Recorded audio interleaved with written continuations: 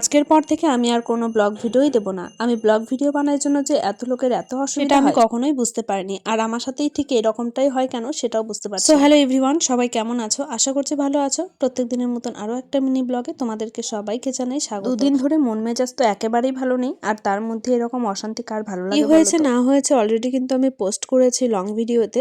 তো এই video related video থেকে তোমরা কিন্তু অবশ্যই সেটা দেখে আসতে পারো। আশা করছি তোমাদের ভালো লাগবে। আর প্রত্যেকের যে মনের মধ্যে একটা প্রশ্ন আছে সেটার উত্তর পেয়ে যাবে। দেখো আজকে তো সকাল সকাল উঠেছিলাম আর বাইরে রান্নাঘরের সমস্ত কাজ বাজ সেরে ঘরে এসেছি কিছু ঝাড়া মোছার কারণ আর কয়েকদিন পর পয়লা বৈশাখ, আর পয়লা বৈশাখ উপলক্ষে সবারই কিন্তু প্রত্যেকটা বাঙালির ঘরে ঘরে এই ঘর ঝাড়াটা আছেই।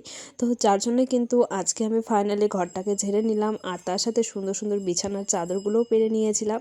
তো অবশ্যই তোমরা লং ভিডিওটা দেখে আশা করছি তোমাদের খুবই ভালো লাগবে। ভালো লাগলে অবশ্যই চ্যানেলটাকে সাবস্ক্রাইব, লাইক আর একটা কমেন্ট করে। এই ভিডিওগুলো অনেকটা কষ্ট করে করতে হয়। যারা যারা ভিডিও করে তারা তো অবশ্যই জানে যে এক একটা করে ভিডিওর পেছনে কতটা করে পরিশ্রম করতে হয়। আর এদিকে তোমরা তো কেউ পছন্দই করছো না আমার ভিডিওগুলো, তো অবশ্যই তোমরা একটু বেশি বেশি করে দেখো, একটু করে সাপোর্ট করো।